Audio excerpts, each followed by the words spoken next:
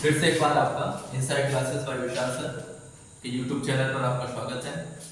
आज आप सभी को सर्वप्रथम सभी को नवरात्र की हार्दिक शुभकामनाएं। और आज हम पहले एक मोटिवेशनल कोर्स स्टार्ट करेंगे। भविष्य और कुछ नहीं बल्कि वर्तमान में जो आप कर रहे हैं वह इसका परिणाम होता है। तो कहने का मतलब आप पास्ट में क्या हुआ, फ्यूचर में क्या होने वाला है, इस पर ज्यादा फोकस ना करके इस पर फोकस करें कि हमारा वर्तमान कैसे है। अर्थात जो समय हम जो काम को कर रहे हैं क्या उसमें हम अपना 100% दे पा रहे हैं या नहीं दे पा रहे हैं, इस बात का बिल्कुल और विशेष रूप से ख्याल रखना है। और आपका 11th का पहला चैप्टर डायमेंशन एनालिसिस का जो थ्योरी पार्ट है उसको हमने 4 वीडियोस में कंप्लीट करा रखे हैं। अगर उसको आपने नहीं देखा है जाके चैनल पर जाइए, इनसाइड क्लासेस बाय विशाल सर सर्च कीजिए, आपको यूट्यूब पर मिलेगा। और उसको सब्सक्राइब, लाइक, कमेंट जो भी आपको करना है उसको कमेंट कीजिए। आज उसके बाद आपसे हमने कहा था कि आपका न्यूमेरिकल इसका हम कराएंगे।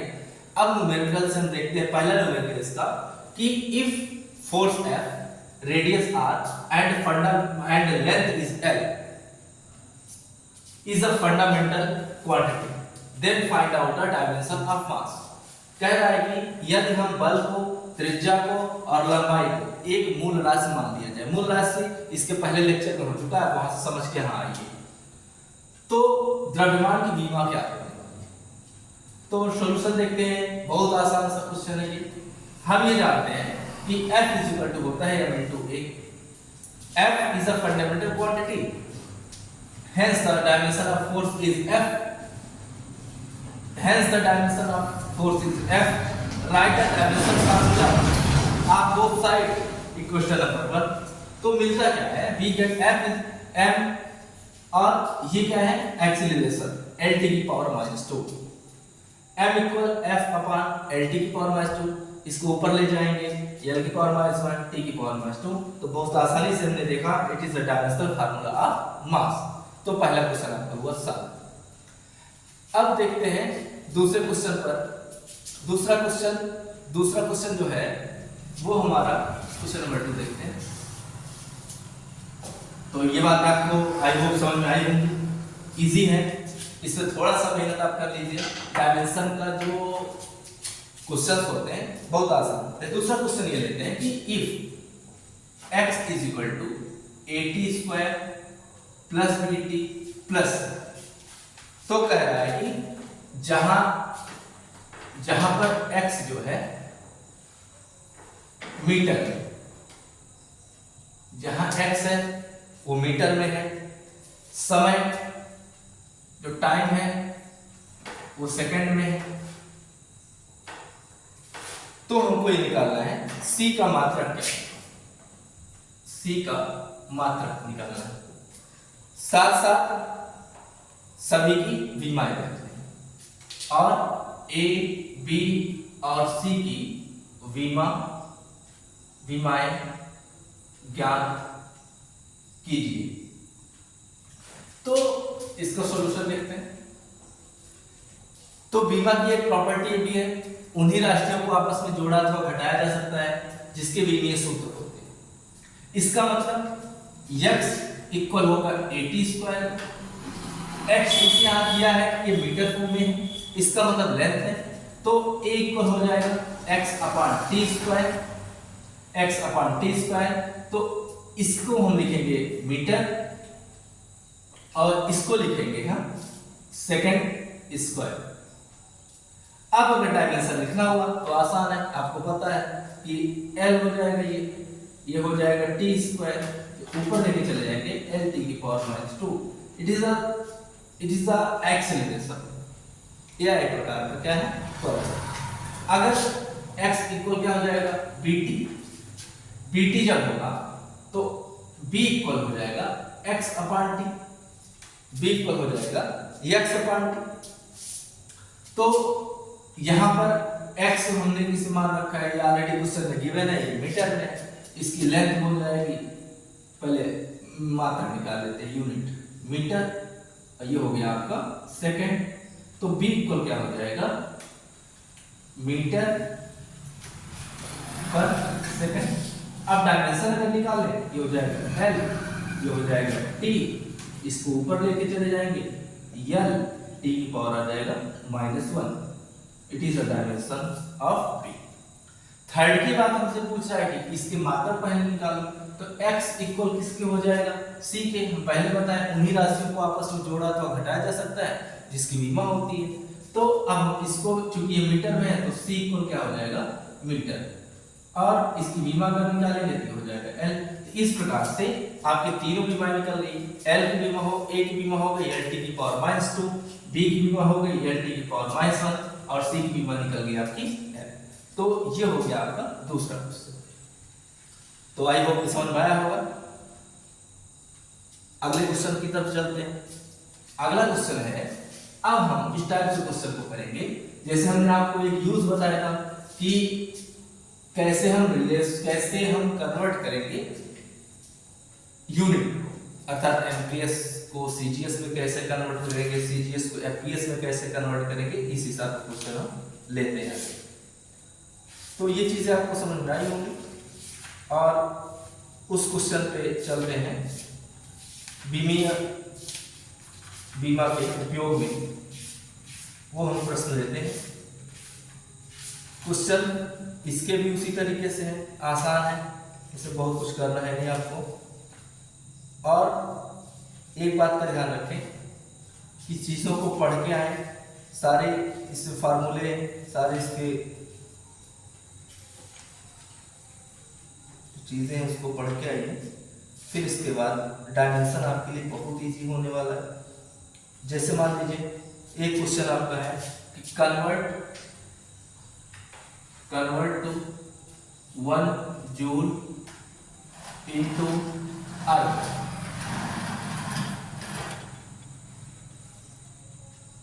देख लीजिएगा स्पेलिंग मिस्टेक होगा, कोई इसमें वो मत समझिएगा। अब होता क्या है कि ये जूल जो होता है वो यूनिट होती है वर्ग की, अर्थात कार्य की। तो हमने एक फार्मूला आपको बताया है कि N1 U1 इक्वल टू लिख लीजिए N2 U2। ये क्या है, it is a relation between numerical value and unit.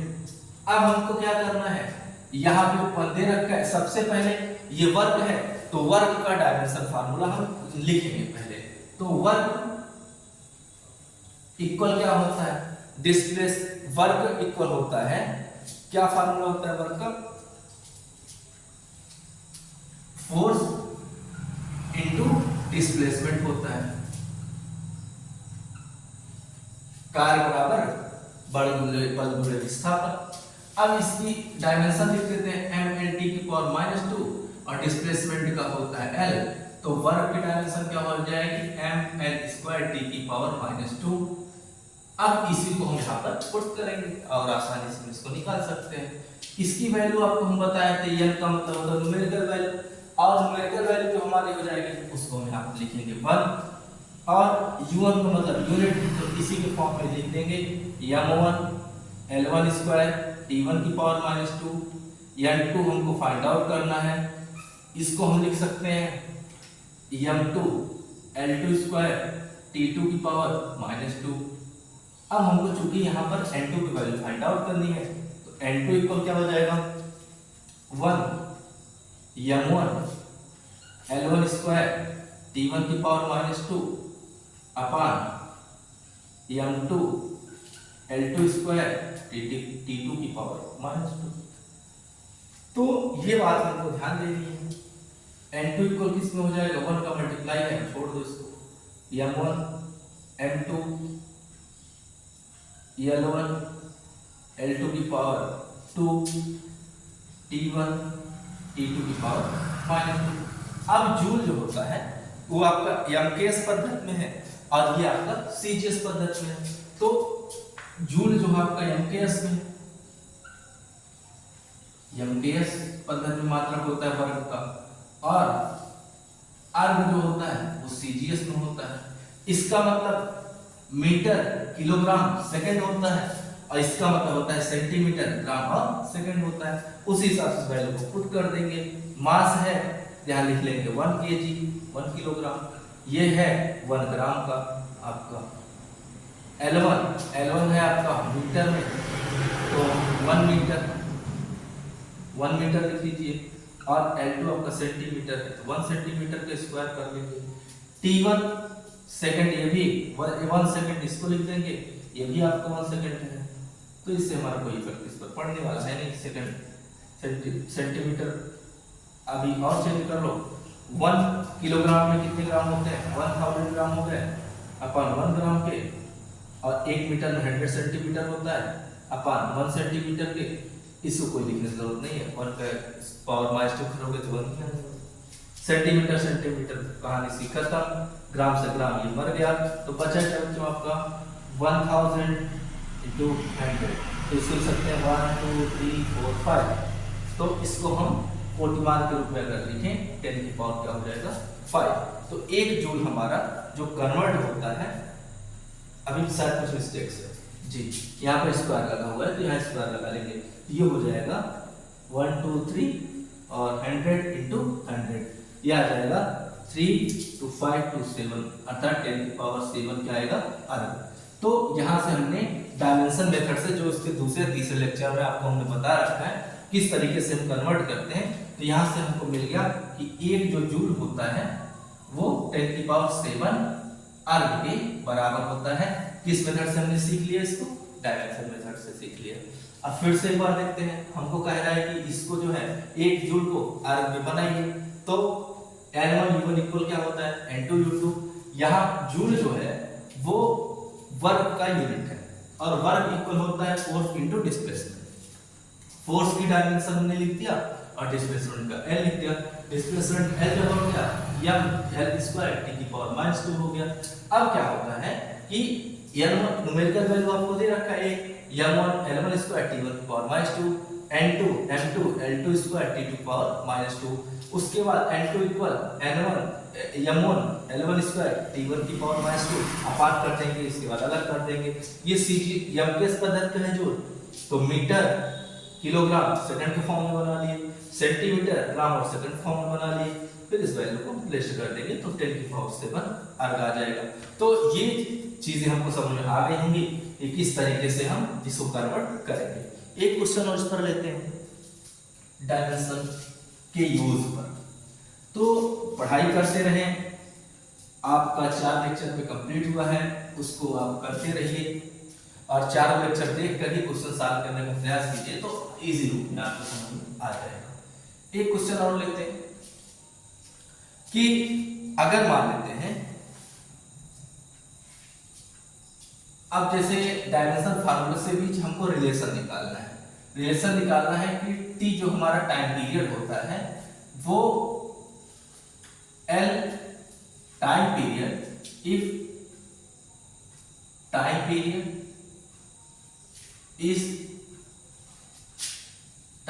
is depend upon length and gravitational acceleration, what is relation between these? Find out by dimensional method. तो आसान सा question है, जरा देखते हैं सॉल्यूशन इसका। कि टाइम पीरियड जो होता है मींस आवर्तकाल कह रहा है, वो डिपेंड कर रहा है, सपोज दैट वो डिपेंड करता है L की पावर a और G की पावर b, सपोज करते हैं ये डिपेंड करता है। तो t इक्वल प्रोपोर्शनलिटी साइन को हटाने के लिए एक नियतांक के कांस्टेंट को मल्टीप्लाई कर देते हैं, वो कांस्टेंट होता है k। ये हो गया L की पावर a, G की पावर b, इसको कंसीडर कर लेते हैं क्वेश्चन नंबर 1। अब क्या करते हैं, एक क्वेश्चन में भी इसमें कराया है आपको, जाके देखिएगा f = mv²/r, ये आपने प्रूफ कर रखा है। तो अब क्या करते हैं, write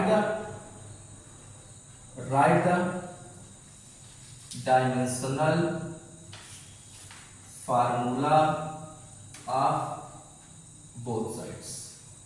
डायमेंशन फार्मूला आपको साइड लिख देते हैं, ये हो जाएगा टी कांस्टेंट की डायमेंशन तो होती नहीं, ये आपका लेंथ है एल की power A L T power B हो जाएगा।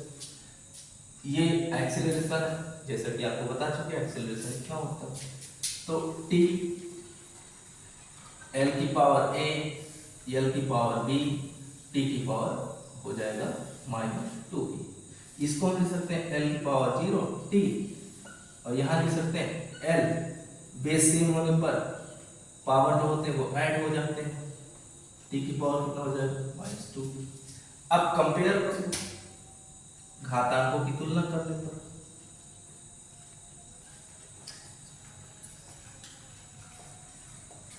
घातांकों की तुलना करने पर घातांक की जब हम तुलना करते हैं, यहाँ देखते हैं टी की पावर 0 है, एल की पावर 0 है, यहाँ एल की पावर a प्लस बी है, a प्लस बी इक्वल हो जाएगा 0 हो जाएगा। यहाँ -2b है, यहाँ पावर 1 है, तो -2b इक्वल कितना हो जाएगा 1 के, b इक्वल हो जाएगा -1/2 के। तो ये हम b की वैल्यू फाइंड कर लिए। अब b की वैल्यू क्या करेंगे, इसमें रख देंगे। इसमें जब हम रख देंगे तो a plus b -1/2 equal 0, a equal हो जाएगा आपको क्या 1/2। अब क्या करेंगे, put the value of a and b in equation number 1। Equation 1 में हम इन दोनों की वैल्यू को पुट कर देंगे, k l की पावर 1/2 और g की पावर -1/2। इसको हम इस तरीके से लिख सकते हैं k l की पावर 1/2 अपॉन g की पावर 1/2। तो हम ये चीज जानते हैं कि t इक्वल k, इसको अंडर रूट फॉर्म में लिख देते हैं, g हो गया। अब बाय प्रैक्टिकल प्रयोगों द्वारा ये देखा गया कि k की वैल्यू पर यहाँ पर 2 पाई होती है, तो 2 पाई और under root l by g, ये हो गया इसके बीच का relation. t equal 2 pi under root l by g, ये हो गया इसके बीच का रिलेशन।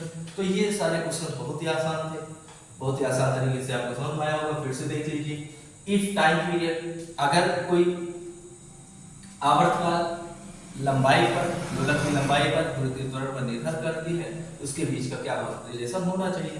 तो t डायरेक्टली प्रोपोर्शनल l की पावर है g की पावर b, प्रोपोर्शनलिटी साइन को हटाने के लिए k का मल्टीप्लाई कर लिए, k l की पावर है g की पावर b, इक्वेशन नंबर 1 हमने कंसीडर कर लिया। अब क्या किया, right the dimension formula both side, दोनों पक्षों की बीमा लिख दिए, बीमा लिख दिए, ये हमको मिला, अलग अलग कर लिए, फिर कंपेयर कर लिए, a plus b equal 0, -2b equal 1, b equal -1/2, और b की वैल्यू इक्वेशन नंबर 1 पे यहाँ पर a प्लस b में पुट कर दिए, a की वैल्यू निकल गई, a और b की वैल्यू को इक्वेशन नंबर 1 में पुट कर दिए, और ये कर्डी होती है, और कर्डी जो हो जाएगी ये इतनी हो जाएगी l की पावर 1/2 g की पावर n/2। इसको हम अंडर रूट में लिख सकते हैं, और t बराबर k बराबर होता है, प्रैक्टिकली देखा गया 2k होता है, तो सॉरी 2 पाई होता है under root l upon g। ये इसके बीच का रिलेशन हो गया। तो आई होप आपको ये अच्छा लगा होगा, समझ में आया होगा। और आज जो है इस बात को ध्यान रखिएगा कि न्यूमेरिकल आज हमने स्टार्ट किया, अभी डायमेंशन पर तो एक वीडियो और आपको मिलने वाला है इसके बीच का रिलेशन, इसके न्यूमेरिकल, और तब तक 3 वीडियो, अब 4 वीडियो आप अच्छे से देखिए और लाइक और सब्सक्राइब कीजिए। उसके बाद इस पर न्यूमेरिकल करवाएंगे, कल आपका नीट और IIT लेवल के न्यूमेरिकल आपको इस टॉपिक पे करवाने वाले हैं, और पहले इसको बेसिक क्लियर करिए। और एक बात ध्यान दीजिएगा कि जो भी आपको मिले, जैसे आपको मोमेंटम मिलता है, मोमेंटम और फोर्स, उसके बाद इंपल्स, उसका टार्क, ये सब चीजें जितने भी फिजिकल क्वांटिटीज है वो ये ट्राई कीजिए आप स्वतः इसका वीमा निकालने का प्रयास कीजिएगा, डायमेंशन निकालने का प्रयास कीजिएगा। डायमेंशन को रट्टा नहीं मारना है, डायमेंशन को समझना है और कैसे निकालना है। वो फर्स्ट लेक्चर में आपको, सेकंड लेक्चर में बताए थे कि किसी भी फिजिकल क्वांटिटी की जब हमको डायमेंशन निकालना होता है तो उसमें किया क्या जाता है, सबसे पहले उसको कन्वर्ट कर देते हैं फंडामेंटल क्वांटिटी में। जब वो फंडामेंटल क्वांटिटी में कन्वर्ट हो जाता है तो आसानी से हम डायमेंशन लिख सकते हैं। आई होप कि ये वीडियो आपको अच्छा लगा होगा, पसंद आया होगा, और आप आज नवरात्र का प्रथम दिन, और उम्मीद है कि आप मेहनत करेंगे, माँ बाप के सपनों को साकार कीजिए, और भविष्य में कुछ भी जो करना है वो वर्तमान ही डिपेंड करता है कि आप कहाँ तक जाने वाले हैं। तो वर्तमान को वर्तमान को अच्छे से एंजॉय कीजिए और अपनी पूरी लगन और ईमानदारी से पढ़ाई करते रहिए। और बात ध्यान दीजिए कि सामने जो 12th वाले हैं, 12th के लिए भी क्लासेस आने वाली हैं, बहुत जल्द क्लासेस आएंगी, उनको न्यूमेरिकल्स, इंपॉर्टेंट क्वेश्चंस ये सब मिलने वाले हैं। तो प्लीज़ वीडियो को सब्सक्राइब कीजिए, लाइक कीजिए और इसको मैक्सिमम अपने फ्रेंड्स तक पहुंचाइए ताकि वो भी इसका लाभ उठा सकें। और समय का जो ये कालचक्र है बहुत जल्दी जल्दी बीतता जाएगा, आपका समय जो है बहुत जल्दी बीतेगा। तो ध्यान दीजिए कि इसको स्टडी अपना टाइम बढ़ाइए और जारी रखिए। और आज का ये लेक्चर देखिए, कमेंट कीजिए, जो भी कुछ आपका सलाह हो वो सलाह हो उसको हम मानेंगे। और कल एक वीडियो और डायमेंशनल एनालिसिस पे होने वाला है जो कि कंपटीशन के दृष्टिकोण से होने वाला है। तो ध्यान दीजिएगा, अपना ख्याल रखिएगा। Good bye.